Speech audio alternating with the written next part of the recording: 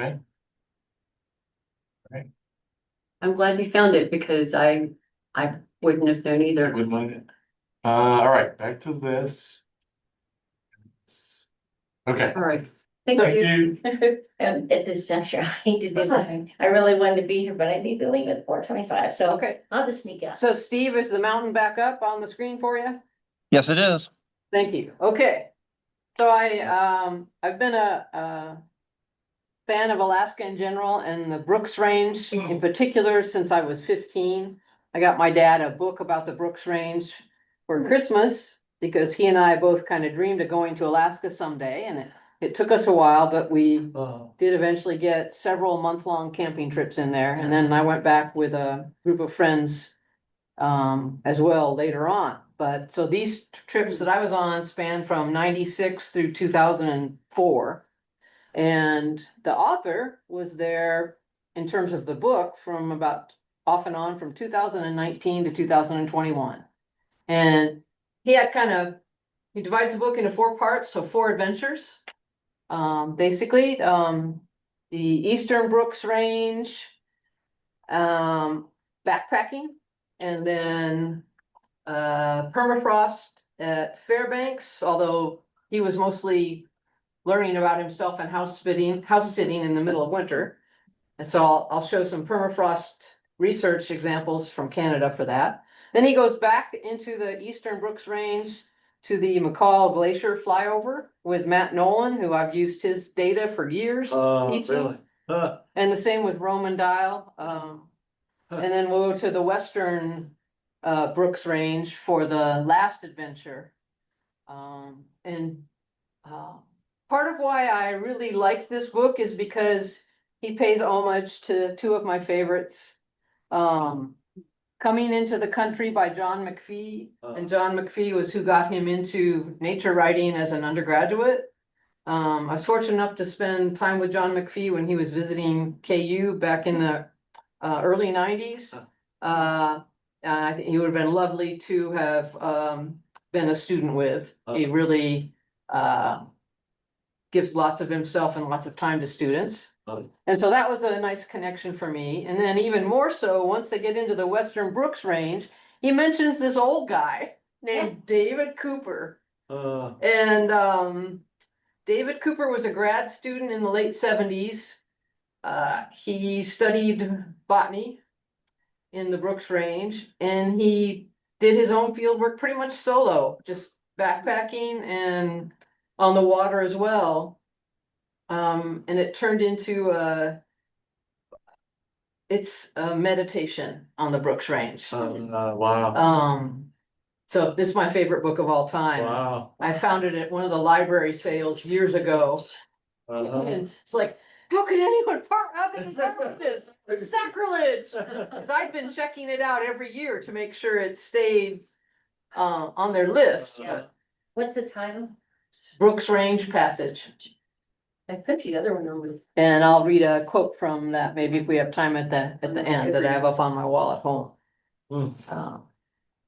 So it divides this into forest and permafrost. This isn't really about polar bears or pack ice. It's mostly plants and that part of the ecosystem.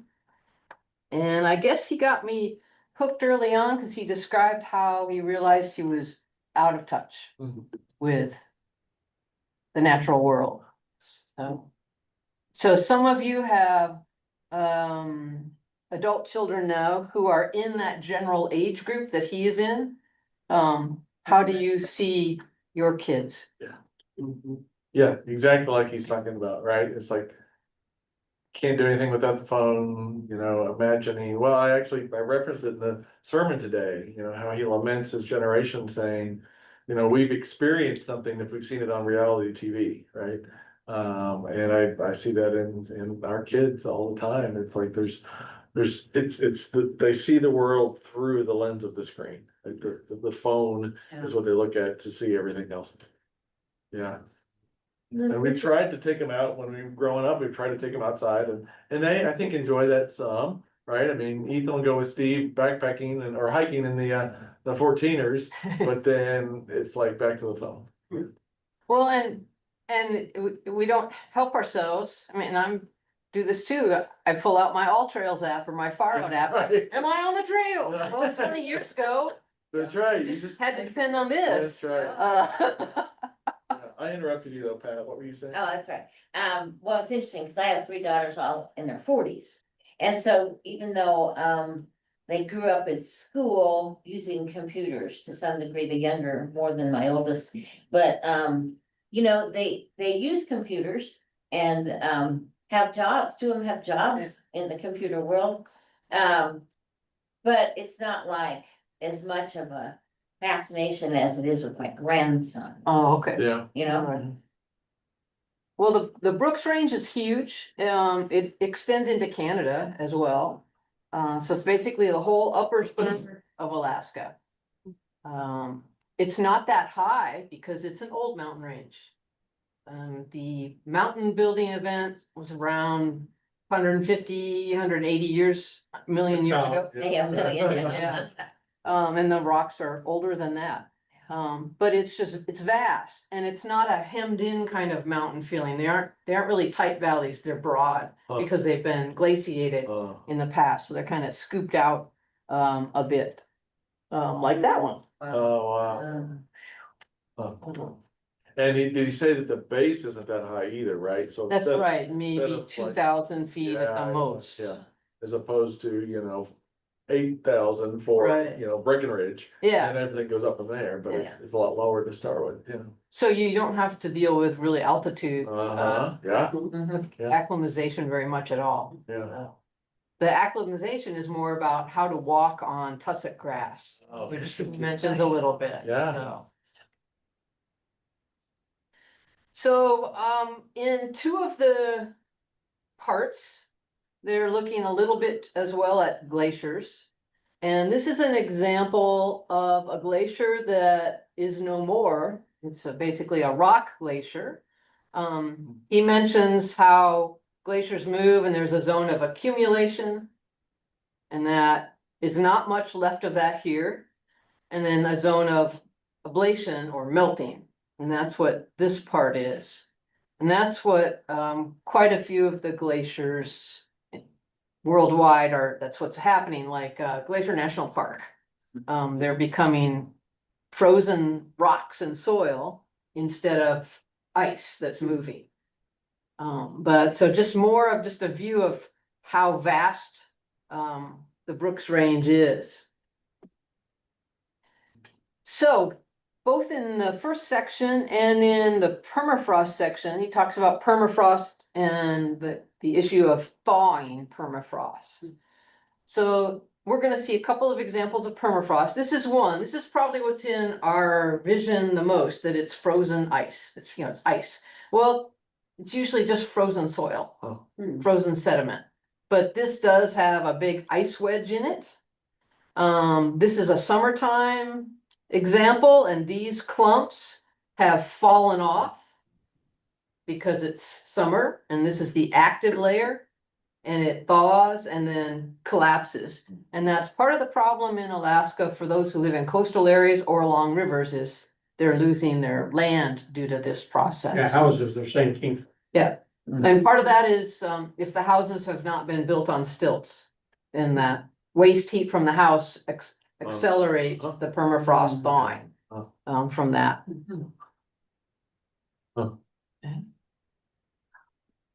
Oops. Wow. So this is part of the tussock grass that the author Ben mentions having to walk through, as well as just beautiful wildflowers. But anytime you see this white stuff, that's Alaska cotton grass, and that means it's going to be kind of wet. And it's going to be clumpy, and so you can't just walk along on a nice level surface. It's up, down, twist an ankle, up, down, wet your foot. Kind of walking. In contrasted to trails we might have around here. So in the summer, the layer thaws, the upper layer thaws, and what's needed to find out what's happening is, what is that depth? How much of it is thawing in the summer? Because then it does refreeze in the winter. So he's out on this backpacking trip through the Eastern Brooks Range, including the Arctic National Wildlife Refuge, which this is about midway in. It goes from your rafting, it would be about 90 miles. From near the divide to the Beaufort Sea itself. And that's basically to the east of the Hall Road, if you're looking at the map in the book. So this is kind of the scenery that the author was experiencing, especially on that first backpacking trip where they're trying to find the most northern tree.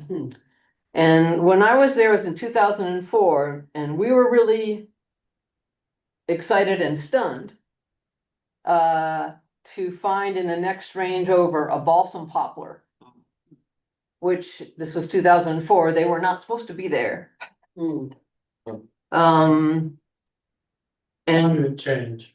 pardon? Climate change. Yep, and there are ideas about how that's happening, whether the wind is blowing the seeds, cones, for depending upon the tree, up a pass and down the other side. Because they were all on the south side. That's all forested already. But the north side was different. So what did he find? It depends on where you are. Sometimes it does appear to be wind driven, sometimes it's cloning from what might be a really older stock. And other times you could be animals. But the problem with that is the squirrel population or parka squirrel has been down. And so when they get heavy snows like they do in the Western Brooks Range now, the parka squirrels population drops. So they wouldn't necessarily be doing that. Was that a? Yeah, Steve is not seeing this full shot. He's seeing the thumbnails, he said. Sorry. No, it's all right. Glad That you means said we're something. recording the thumbnail soon. All right, let's start over here. He's probably seen this. Oh yeah, I because see. it's I see 11 pictures that are thumbnails of a Google Drive folder, or maybe not Google Drive. Maybe it's just a folder content. all right. What about now? No. Okay, so it came out of sharing then.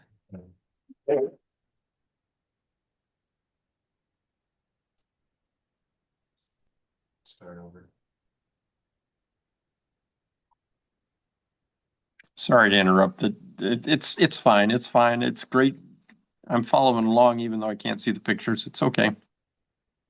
Well, let's see if we can make that work. There you go.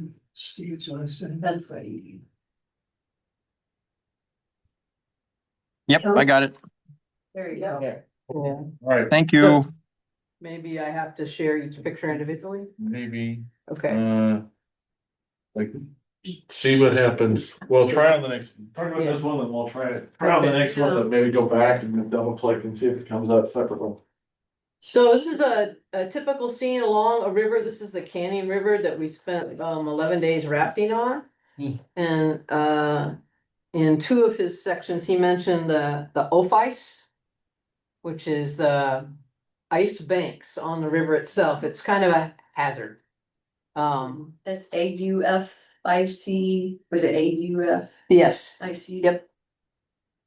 So you kind of get out and scout, just like you would if you're kayaking along a really rocky, bluffy kind of area around here. Okay. And so that changes the signature of the landscape. When there's less off ice, that means you'll have darker landscape, which means it heats up more. Just like what's happening when it changes to trees. Okay, Steve, do you see this picture with caribou? Yes. Okay. All right, so we've just gotten out of the mountains onto the coastal plain, having breakfast in this group of about 300 caribou Wow. have breakfast as well. So he mentions in several parts also about the passage of the caribou. They have the longest migration of any terrestrial mammal. They go from one side of the Brooks Range all the way to the coast to have their calves, and then they go back into the Brooks Range for winter. It's safer away from the wolves. Yeah. It doesn't sound safer in terms of weather, but it works for them. And I don't think I realized he was talking about reindeer are basically caribou, right? Is that what? Is This that what is he- domesticated version. Domesticated Yeah. caribou. Yeah, so with the Japanese researcher, those were reindeer, but these in the picture here that you would see out in the open are Our caribou. caribou, right, yeah. Yeah, I had never put that together, that reindeer is domesticated caribou. So he mentions reindeer were brought into the area to help natives, but caribou were always there. Right, yeah. Uh, we do a lot of things to play savior Yeah, right, right. today. Also caribou, are those? Those are caribou at the beach. The interesting thing, he brings this up a little bit, is that the indigenous perspective on whether or not to drill for more oil depends upon where you live and what you eat. Hmm. So the Inupiat, who live more along the coast, are it's a generalization, in favor of more oil drilling because that brings in money and jobs. They depend more on marine animals, Yeah. marine mammals for their food. The Athabascans live more in the interior, what you and I would think of as Native American, depend more on caribou and other small fur-bearing mammals for their food. So they are not as much in favor of this, even though it would also help their communities too. Remember that caribou that got in front of our van when we was going on McKinley? Come out and run, he stood in front of it. And he comes out up to the windshield, looks in and just stands there looking. We couldn't go, Yeah. cause you can't move him. Yeah. Too big. It was so funny, he just looked in there like, what are you people doing? Said you got your baby. My house. And then he finally wandered off. So it took a ways in there. I was wondering if he would come around to any kind of God connection. Mhm. But he did in that first section, towards the end, talked about stillness being God's eye view of the universe. It took him a few weeks of being out there Yeah, to unwind all that civilization stuff, I guess. yeah. So have any of you ever had that experience where you could finally like be on a vacation somewhere and let go? What did it take, Susan? Well, I think just being in it for a while Yeah. and being away from your typical day-to-day. I mean, I still, at least I have lived a life without a phone, so I know what it's like. But I will admit with the best of them that is still very much a part of the experience. But Yeah. yeah, but to make that connection, I think of Jim Ward when we've been on our Team Blue trips. He will be the first to notice the silence. He's like, it's so quiet, isn't it wonderful? Yeah. I don't know that I really answered your question. Yeah, it's about your experience, about what, there are some psychological studies looking at backpackers. I participated in one. And they've found that it takes 3 days. That's the minimum amount of time that you need for a vacation. Yeah, yeah. Um, Have they correlated that with cell phone coverage? Cause he talked about that too. It's like Yes. even on top of the mountain, you could get coverage, anywhere, right? yeah. And I wonder the correlation between if you're like literally, off of all data, off of all connection in that way, Yeah. you know, not being able to call out, does it come quicker? Or is there a correlation there? Well, in the studies I've read, they don't allow people to have their devices. Oh, okay, all right, so we're definitely So it is disconnected from without, V1, yeah, a cold turkey kind of experience. Yeah. Cause I can imagine folks limping, taking longer to get there, right? If Right, they if are they- still checking scores on their, you know. Still get their they're still- fix. Yeah, Yeah, yeah, they're still connected. Those dopamine receptors are. That's going- right. That's right, yeah. Yeah. 3 days. Yep, that's. Lynn, Lynn, I'm curious, do you think as you get older, do you think you could, how would you say, over time we've become reliant. Do you think you could feel safe? I can't get a hold of anybody. I'm out here, I'm 7 days away from any contact. Do things change as we get older that we want to be within reach, you know? I find myself becoming more comfortable, that's not quite the right word, with the idea that if something happens, that's it. For me, I wouldn't want to be responsible for others on the trip. Yeah, Like a better way but- to go. Yeah. Saying almost, yeah. That's I'm kind with of, you, Lynn. part- yeah, I don't care if anybody knows where I am. uh-huh, And the fewer the better. uh-huh. yeah.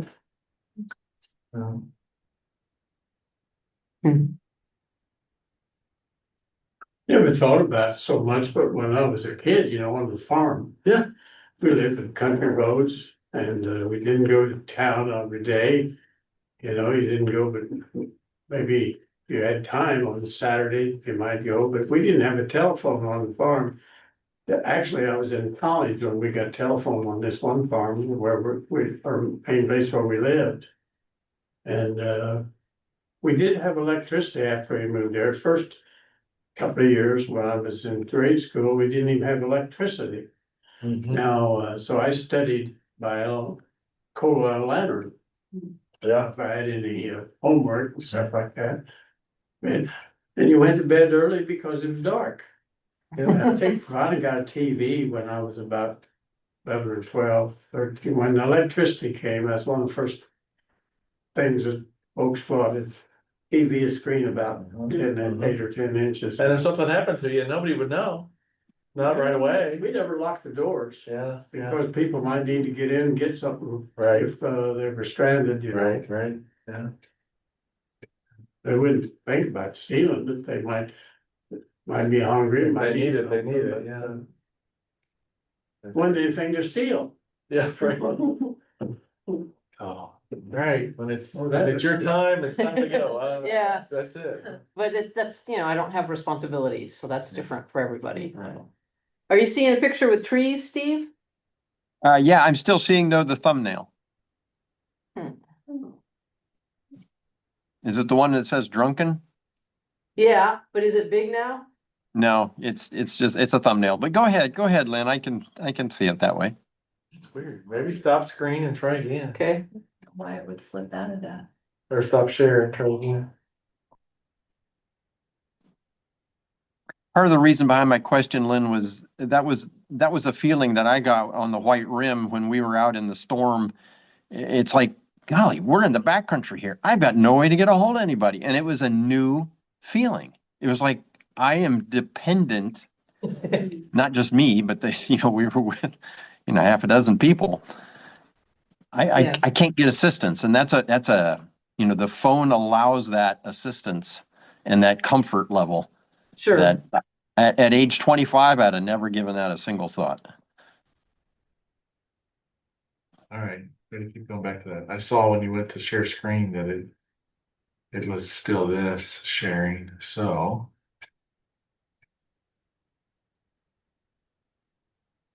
There you go, on the left.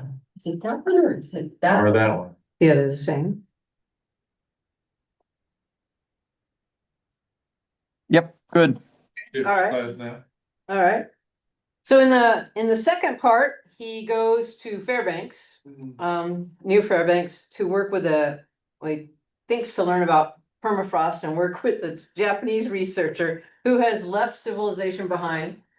And is an old school field researcher, doesn't want to have anything to do with weather modeling, climate modeling, nothing at all like that. And he ends up house sitting for him on his own instead of learning about permafrost research. So it's a different kind of chapter. But I didn't want to leave permafrost research out of it, since it is a big part of the whole book. So the permafrost research I was involved with was in Canada, so this will stand in for Fairbanks. It's the Drunken Forest, or taiga, Taiga. And the reason the forest is drunken is, you can see from a few of the trees that are tilted, is that upper foot or so, depending upon where you are, thaws every summer. Mm, And it gets windy and huh?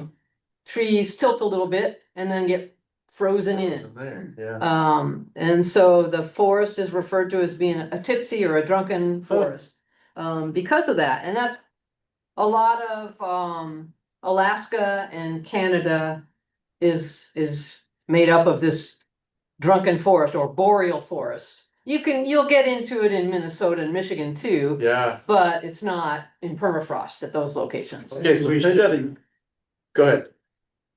We should rename it, because like the glaciers, the permafrost really isn't permanent, it's semi-permanent because it is thawing.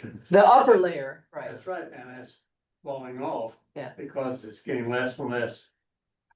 So maybe it's not permanent, it's semi-permanent. Yeah, the active layer is definitely not permanent. Yeah, But in some places, permafrost is about 1,000 feet deep, yeah. and so that's gonna be permanent for a long time. Like the glaciers in Iceland are like 1,200-1,500 feet thick. or Yeah. Higher. Oh, yeah, and I'm not even talking about the glaciers, just Yeah. the frozen ground goes down about 1,000 feet in some places. Yeah. Well, when we were in Fairbanks, there was a fire warning right outside. Mhm.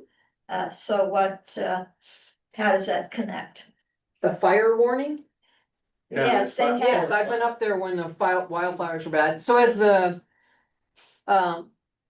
eastern part of the Brooks Range, like Fairbanks is south of that, but it's in eastern kind of Alaska, is drier than the western part. The western part's getting more snow in the wintertime. It's still thawing in the summer, but the eastern part is drier. It's more interior, farther away from the open water. Just like Missouri getting more Gulf moisture than, say, Kansas does. So that's part of the problem with especially eastern Alaska. It's drier and warmer, so more fires. Although western Alaska gets them too now, but Okay, can you define boreal for me? cold. I've heard that used enough that without a clear Yeah. definition of it. So cool So and cold. Cold forest, okay. Yeah. Cause I think even up in Minnesota, where we Oh, were in yeah. Minnesota, they use that word. Once you leave the deciduous oaks and not so much maple, oaks and hickories that we have behind, Yeah, you get up into Michigan and Minnesota, you're getting to transition to the boreal forest. wow, Yeah. okay. So all the conifers Uh-huh, are having dominated more by that, yeah. okay. Aspens, are they part of that, even though they're aspen trees, even though they're deciduous, were they part of that, or is it? They have like more, so balsam poplar are related to that. Oh, okay. Uh, Balsam poplar. And our poplars and cottonwoods are in that same kind of group. Mhm. But so in the northern forest, it would be more balsam poplar than aspen. But that they clone, they like that. Yeah, They're related. They look Yeah. very similar. So this was one of our work sites and here was another. And again, this is 2004. I imagine this is much more filled in. This is on Hudson Bay near the town of Churchill, Manitoba, which at that time was the tree edge for that part of Canada. So what we did is we looked at vegetation, reproduction, depth to permafrost, and how much of it was thawing every year. And this is in October, so at the end of the thaw season, before the freeze season starts up. And this is one of the tools that a field geologist or permafrost specialist like Kenji, the Japanese researcher, would use, because you don't have fancy equipment. You need a lot of people with manual labor Yeah. and lightweight equipment. So these are 2-car batteries attached to power ground penetrating radar. You can't drive over this because it would leave permanent marks. So we're walking along a transit, and this is the transmitter. So it sends a signal down into the ground, and this is the receiver. And then it measures when that comes back up, and that tells you the rate at which the signal, the electric signal, is traveling. And then you relate that to, okay, is this thawed ground or frozen ground? Because it takes a different amount of time, and it hits that frozen layer, bounces up like it's a layer of solid rock, and comes up. So it goes down and then comes up. And you just move every 10 meters and Wow. do it again. Wow. And so, Notes? pardon? I assume you're taking notes as you go along, like. We actually had small tablets, even though it was 2004, Uh-huh. to take the notes on. And that's what this guy, he's the one in charge of the tablet for that run. So manual labor and then computer. And then we would switch out so you don't get stuck doing the same thing all the time. And then somebody's watching for polar bears, that kind of thing. But this See, is, Manny? oh yeah. This is basic Arctic tundra in the fall. It's just starting to turn colors, a little bit of purple, and then Hudson Bay is back here, this little stripe of blue in the background. We're about, maybe 15 feet above sea level at this location. So it's great to be able to do this because you can go faster, because you just walk, plop it down, send the signal, walk, plop it down, send the signal, and you can go faster. But the author, Ben, talks about pixel walking. This was our version, what we had to do after that. Our version, we didn't call it, that word pixel wasn't really in vocabulary then, but it's ground truthing. Now you got to go and occasionally make sure what is really there. Yeah. And that means one of 2 things. This is very high tech. It's basically a piece of rebar with a handle, and you shove it in the ground. But you can't shove it in anymore? That's the permafrost. So you also do that, and at least that gives you the depth to the permanent permafrost. Wow. So we were generally finding it around a foot. Okay. Oh. I was gonna ask, how long is your rebar? Yeah. How long is? It's full like length 3 of feet your- long. Okay. Yeah. And that's not quite enough ground truthing though, because you still haven't seen what's really there. It's just not quite as remote as the ground penetrating radar. Yeah. So you also dig pits, Yeah. kind of like the way archaeologists do. And so this is in the black spruce forest. And so roughly a foot, foot and a half or so. And then when you hit the permafrost, you're done. And so we would do things like that too. A spot check. Yep. So that can kind of fill up the time quite a bit. Some of the other work with permafrost, and he mentioned this as well in his book, we're looking at seedlings. Yeah. And so before we would dig a pit, we would study the vegetation on a transect or in this meter square, and record everything that was living and ID it. So this is black spruce, and this one is about 6 or 7 years old. And so it is 4 centimeters tall. 4 years? That's all it has grown in Yeah. 4 years. Yep. It's still a harsh environment. Yeah. Now as in his book though, remember that we've got like almost a 20-year gap between when I was Yeah. there Yeah. and doing that, and he's recorded, but they had a 10-meter tall. Yeah, right.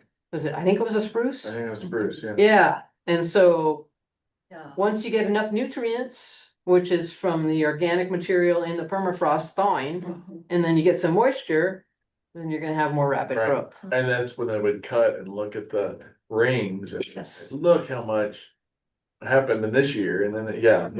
There was one that was 30 years, took 30 years to get to a certain point. Yeah. And then the next section of the same tree was, I don't know, 15 or something, Okay, and the next one, Yeah. there were like 3 cuts, I remember that. Yeah, we did the coring like he did, and then, because we had ground support and we're in a area with vehicles, we also did cut.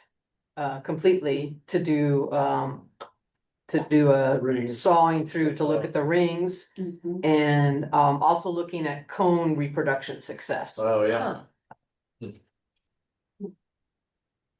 So one of the key things with each site, and this was the researcher I worked with, Peter Kershaw out of University of Alberta. Each site has a full-blown weather station. So not just wind and temperature and humidity, but things like radiation, as well. The problem with these is the polar bears get really curious and like to explore and push on them and Scratch. knock them over. Itch. Yeah. Have an itch. So there's also repair work that has to go into that. So this is why they need so many helpers. You've got a lot of things going on at the same time. To scare the bears off. Well, and one person, we always had a professional bear guard Oh, who wow. had the weapon. Yeah. And then one of us was also assigned and we rotated through to keep an eye out on bears. And there was one time when Pete and he had the gun and I was the extra set of eyes. And we were looking about a mile away across this site and we both saw this white thing. Uh-huh. And we were nervous, so we told folks, okay, we think we see a bear. We're gonna keep watching, It didn't seem to be moving though. It was a rock. Well, he told that story too, right? Where he like. Yes, saw seen a bush- marmot or he saw something. Oh, yeah, and the Yeah. other ones, like he followed a marmot for 10 miles. Thinking it was a bear Yeah. chasing him and it was just a marmot following him, so yeah. Because you just don't have anything for scale Yeah. really out Yeah. there, yeah. Okay. So one of the aspects of how permafrost affects humans is not only the homes tilted, but this is the rail line via rail. To go to Churchill Hudson Bay, you either fly in or you take a day and a half train from Winnipeg. So I flew in and then most people flew in and then took the train back. And the train tracks are in this area of permafrost thaw. And so they get all offset. And, any train track should not be this hummocky looking. That's right. And then these are heat exchangers. Because when they're in an area of known permafrost thawing, then they put think of them like a radiator. Yeah. So ammonia sometimes is used.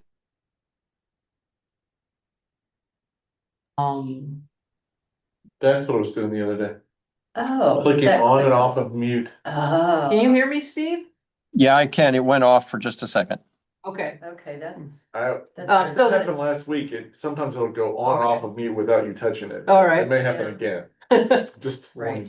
So these pull out the excess heat from the ground to reduce the amount of thawing that occurs. Oh. And so they have them in certain areas along the train tracks, or you'll see them outside of large hotels in some of the towns like Kotzebue. They contain ammonia or something. That's one technique, yes. It has to do with the vaporization temperature of whatever that gas might be. And it's outside the hotel, so it doesn't buckle the foundation. Right. Yeah. Okay. Yeah. I think I've seen them outside a hotel in Kotzebue and outside the hospital. Yeah. Sure. Huh. So to study cones, you need a bear guard to shoot off the top of a tree. Oh. Oh. And so then Carly, and she still works up there, she would fire away, and then we would scurry around and pick everything up. And then move away from the area again. So that's how you kind of study the reproduction success of the black spruce and white spruce, for example. So it's a Tamarind. tall tree and she just shoots the top of it off? She's good. Yeah, I was gonna say, that's Yeah. not, that's like an easy shot. Cause look at that, I mean, look how, you Yep. know, how far around it is, that's a good shot. Yeah, she was pretty good. Actually, I think I have a video, Oh. well, a legendary polar bear picture. Wow. Don't shoot. Maybe yeah, here we go. Here's the video. What? Holy cow. That's great. The bullet she had was rip off the top of that tree. Yeah, it's a serious slug. 30 caliber would knock the top of it off. I don't think. That's some kind of shot. So that's kind of what he would have learned from Kenji, the Japanese researcher. If Kenji had been there. House sitting for him, taking care of his reindeer. So he kind of got short shrift on that part of it. So he has a little bit of a break there, and then he also goes out to the McCall Glacier, Matt Nolan's photography project that I mentioned earlier, and he keeps keeping in touch with people. So what he finds next is that he's asked back with Roman Dial to be do more field work, and this time in the western part of the Brooks Range.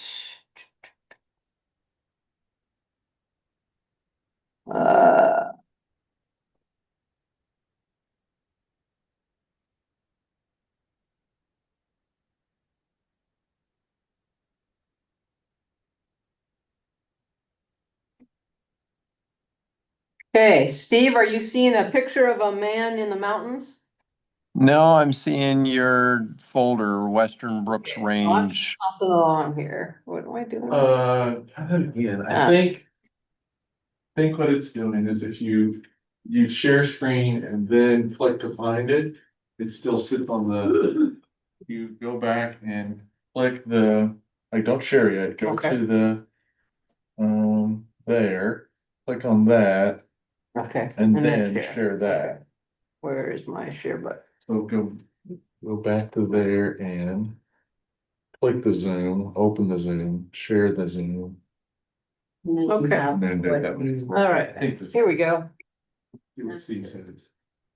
So now we're in a different part of the Brooks Range. This is Anaktuvik Pass. This is where the mountains start to get taller.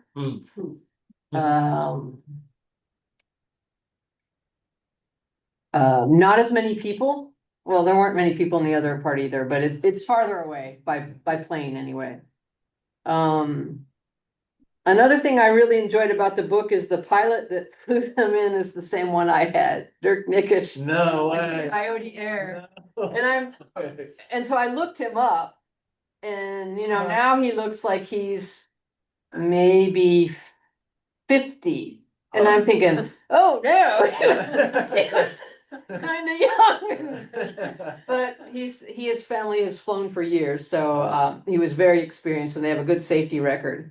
But when we flew with him up there, his wife brought out this Tupperware of spaghetti, and so he takes off with us, gets the plane going. It's this little like 1950s Beaver, and Single engine. yeah, and starts eating his spaghetti, and we're like, looking at each other like, I think he should be doing that. And we're going through one of the first passes in the Brooks Range. He kind of has to go a little sideways, and he's still just eating his spaghetti.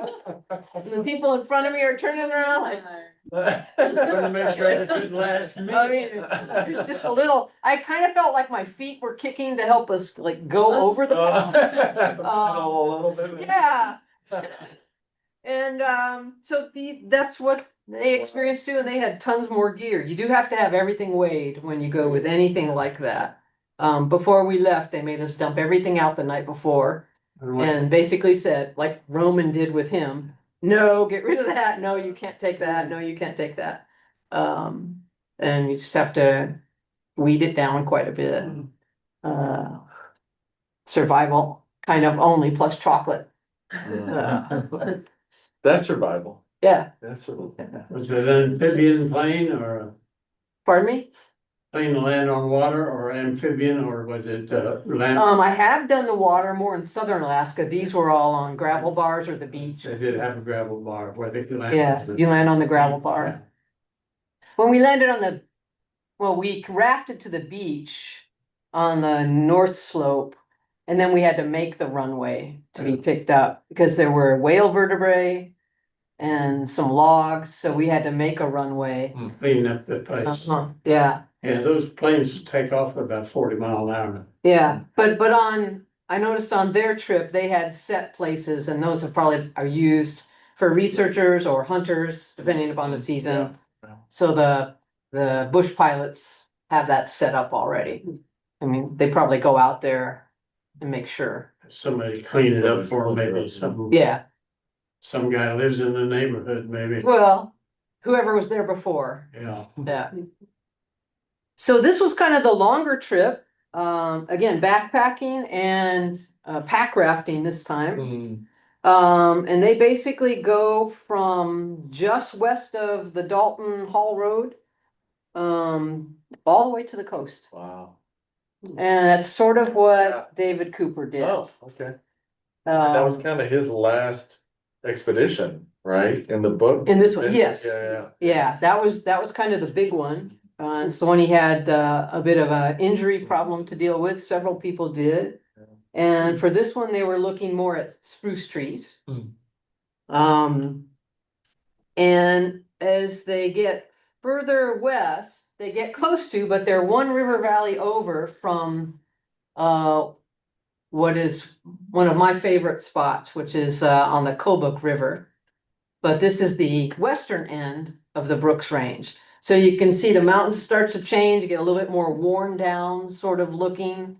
Once they leave the central part of the Brooks Range, where the famous Aragetch, the finger like granite spines are. Haven't been to those yet, Yeah. someday. But they're continuing to look, and you can see here the much more lush vegetation yeah. than in the earlier Brooks Range photos, as well. Not tundra, It's still tundra. is it? Yep. Okay. Yep. But we've got these fingers of boreal forest along the floodplains, and they also reach up into some of these valleys in the background. Okay. This would have been around late June, and there's still snow, but no glaciers in this part of the Brooks Range. They're more in the central and eastern part where it's higher. Yeah. How were your mosquitoes? Oh, they were pretty bad, Yeah. but you wear gear. Right. Either a head net or I have a bug shirt, which so that you don't get so hot that way. It's mesh arms and things like that too. Yeah. And you can eat that way. It's a mesh face piece. Yeah. So. Huh. So this is the area where he mentions finding the rusty rivers. And then that's something that's gonna be occurring more and more as the permafrost thaws and you get different iron stages. So both from a mineral aspect as well as from an organic aspect and acid thawing out of as well and weathering the rocks more and producing more iron oxide. Yeah. And they had trouble in one location even getting water for drinking because of that. And that's something that's also happening more. So it was in this section that he kind of brings up the faith and the sacred aspect of his experience. He asked himself, is holiness a far off thing?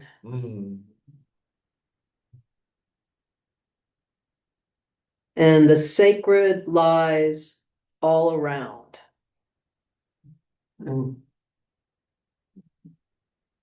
The Richard Rohr meditation this morning is very good. It talks exactly about this very thing that leads to this very thing you're talking about.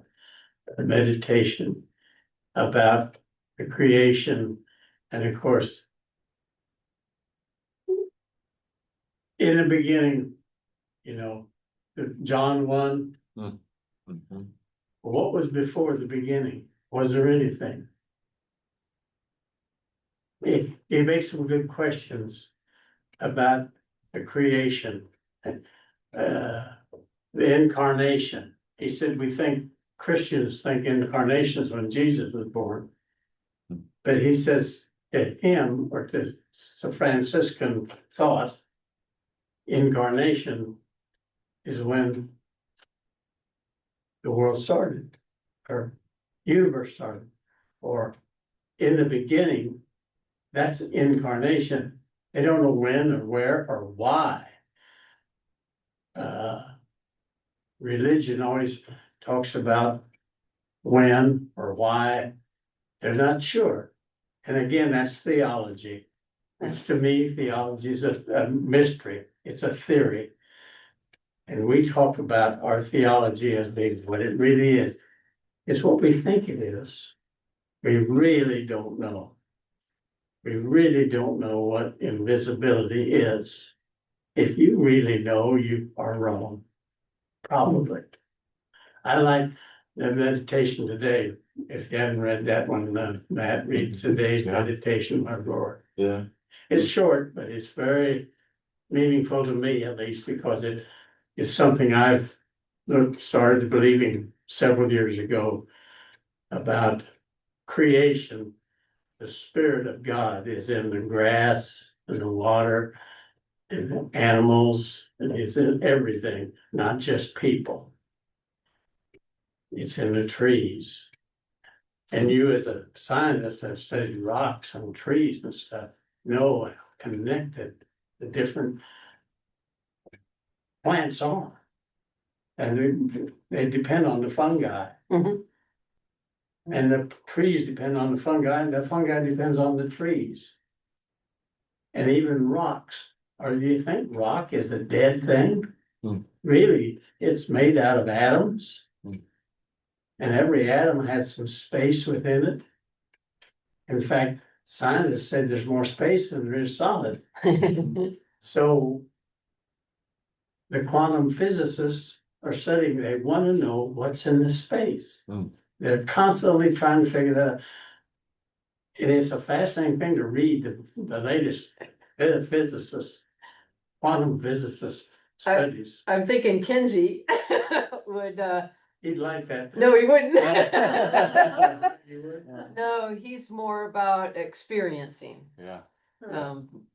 being in touch with whatever it is you're working with, rather than the theoretical part. Yeah. Yeah. Well, that's the quote is maybe similar to what you're looking at. But he writes, one finds that there survives here a perspective that has become rare today, a view of nature as something other than a collection of resources or a timeless Garden of Eden or any other static backdrop to the human project. A recognition of this planet as the substrate of life itself, a thing both sacred and profane, and just as wild as ever, right? So it's not quite as maybe spiritual as Richard Rohr would talk about, but it's also not just a thing to use for our own resources, right? Yeah. It is It's not sacred the, and profane, right? was that- It sounds like he would appreciate the mystery, which I of course do, Mhm. appreciate the mystery. The So it fact has to be that both and, but it's all, it's I not. don't know Yeah. everything, but what I do know, I like. Mhm. But I also recognize that I don't know everything. Yeah, right. For me, that part that you just read gels with what he said about reality is not primarily material. And this, he was quoting somebody else. Uh-huh. Reality is not primarily material objects, but is defined by processes. Yeah, yeah. And I had, Was that the Kenji chapter or was this near at the end? that was in the end of part one, Oh, okay. page 78. Okay. Yeah. Which that resonated with me too, but it took me a while to figure out why. But one of my geology professors in grad school was what's called a process geomorphologist. It's Interesting. not just naming what it is, but more living, more Yeah. how things are working. Yeah.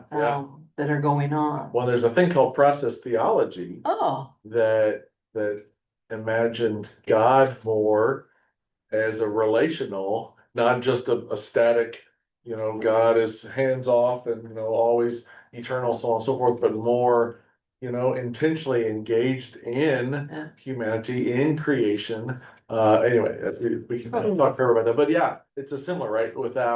Without seeing God over time, you don't see the truth of God, yeah, is what process theology suggests. okay. That it has to be in relationship, moving, dancing with, not simply, this monolith that never changes. Which I see in the book at some level, right?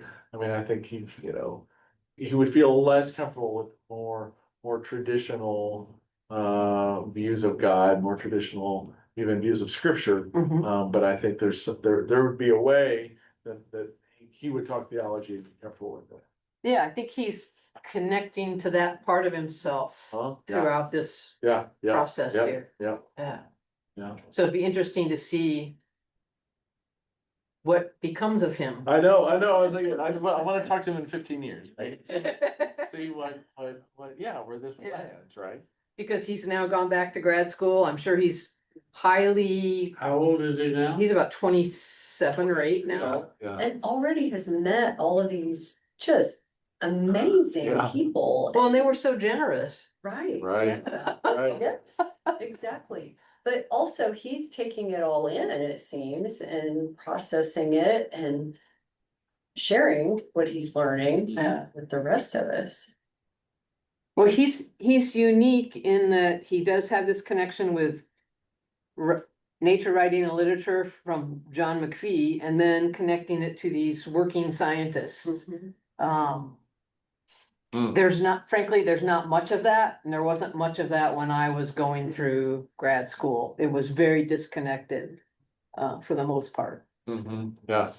One more quote, then I'll quit reading, but he says, I came to Alaska, I have lately realized, because there was a hole near the center of my life, a deep uncertainty about my place in the world. I did not believe in anything. A lot of days passed like shadows. I now find in these clearest moments that a definite pattern has taken hold of my thoughts, and it's something like faith, not in an all-powerful Savior or in an unimpeachable perfection of nature, but a faith in the existence of a world beyond our species, a life that will endure long after we are gone. It's a very, 25, 6, 7-year-old, okay, now I want to talk to you in another decade to see how that continues to, not that he'll have all the certainty in 10 more years, but how does that continue to, it kind of a proto faith almost. Yeah. Which he describes it. Has he done any recent writings? This is the most recent, this Yeah, just came out. this year. But that was actually when he was doing work through 2019. He was an undergraduate at the time, when he was doing this, helping with his field work, yeah. It's so And interesting with- with those that you read and where he's at now and where he'll be in 10, 15, Right. 20, 30 Yeah. years. And I think of my own life, Oh, how my understanding of the misunderstandings that I've always had and still have, right. how that can develop a faith and a hope. And not a realization, but an expectation Yeah. of doing the next thing. Fascinating. Yeah. I believe he'll come closer to what I'm thinking in Yeah. another 15, 20 years, if he keeps Maybe, yeah. studying It's hard to know. this stuff. I call it stuff. Yeah, he's embracing the conversation, right? I mean, he's not running away from it or thinking He's he bound to doesn't faith. think he knows all the answers already. He's trying to. That Yeah. hole that he had in him, he's realizing Right. it's not really empty. Yeah. Wait, we just, And Oh, sorry, which is why Roman took him on the trip, on the first trip to begin with. I remember a line that I could tell you were searching Mm, or reaching. I Yeah. can't remember the term. And that's why I brought it. Yeah. mm.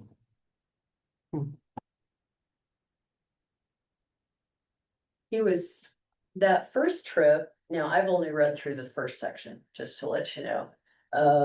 But the Smithsonian, he was researching for a writing Smithsonian an article, article yeah. at that time, so. Yeah. I don't know that he's written other books, right? But he has done the Yeah. writing. Articles. Yeah. Definitely, had some head start in some of those areas. Yeah, right. In terms of his own background. Yeah. Oh, and Roman's line about,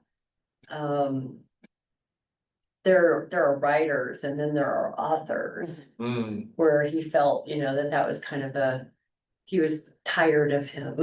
Yeah, Constantly peppering the him. questions and.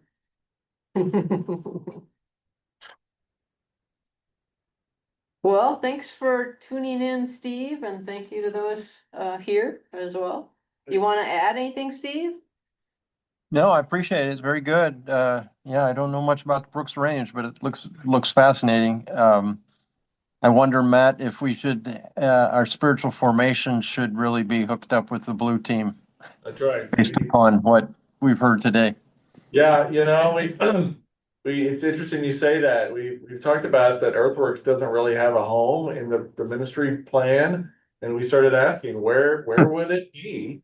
And that was kind of the leading answer, is it is spiritual formation. I mean, even all of it, not just sitting in the room, the purple team Yeah. talking about ideas, but even going to the mountains Experience. is spiritual formation. Yeah. Yeah, Steve, you're still young enough, you can go to Brooks Range. Okay, Chuck, Better you go go with me? Yeah, I think if we do the next trip to the Brooks Range, the next blue team trip, I think then we'll know an answer of where it should fit in the, we'll figure that out. Chuck, So- we Chuck, the author is seeking, and it strikes me that yeah, you might have him in a few years, but you're of the same mindset. You strike me as someone who's always searching, finding, looking, and embracing the mystery, and he seems like he's on your path. Yeah. Yeah. Thank Well, you so much, Lynn. Yeah, thank you for sharing. You're welcome. Pretty great, I think, George. It's neat to see places you've been and how that impacts, the stories that. Well, it was that last photo, that place on the Kobuk River. It's the first place I realized for me the importance of place. Huh. Because I'd never been there before, of course, and I got there and I felt at peace. Wow. Well, So if you are searching, like the author Ben or anyone, there are places out there. It doesn't have to be Alaska. yeah. Just have to be open to slowing down and Sure. experiencing them. And that can be in the backyard too. 3 days. Yeah, for 3 days. A minimum of 3 days is what it takes to reset. Yeah. Lynn, question, those two other books you have sitting there beside you, the one Brooks Range Passage by Cooper and the other, which one of those did you say is the one that you check out regularly just to make sure it stays in circulation? Well, I did that until they put it in their sale and then I bought it. It's Brooks Oh. Range Passage by David Cooper. That's top notch. It's my favorite book. Book from. It's backpacking, rafting, meditation, being on your own, experiencing the world, science, nature, Okay. surviving. Did you hear Chuck? He said you had talked about a quote from there that you wanted to share. Oh, Yeah, yeah. let's do that. Sure. This is I have this. This is from David Cooper. I have learned two things about myself. I have the mental and physical capacities to walk this vast land of mountains and valleys, carrying an enormous load with consistent strength that could breach any mountain range. I watched the sharp-shinned hawk reappear, circling high above the valley. It lands again on the cliffs that rim the northern side of the valley, then flies off, bathed in the blueness of Brooks Range morning skies. More importantly now, sitting back at the edge of the clearing in the forest, I realize how I appreciate this country the most. And when I derive the maximum amount of understanding from what I see, it is when I slow down, when I stop, and am with the land. When do I see moose and bear?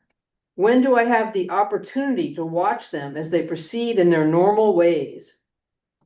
When do I enjoy the flight of a hawk, or the darting of a grayling, or the succulence of a blueberry, or the symmetrical petals of summer blossoms? When I am still and observant. That's poetic. And I like that That's for really years poetic. before I ever even discovered meditation. So it just took me a while to get to it. But, I mean, that's what he learned through his sojourn in To the me, Brooks it's a Range. real poem. Yeah. He wrote a poem for himself. But Coming Into the Country by John McPhee is excellent too. It covers all of Alaska. Oh, It's a classic 1970s nature Wow. writing thing. wow. So, Fee must be a distant relative or something. T-R-E-S. That's right. This guy took a writing class from him, right? Do I remember? yes, yeah. McPhee has written 25 books anyway. A lot based on nature. That he's awesome person. So. Has to be Scottish.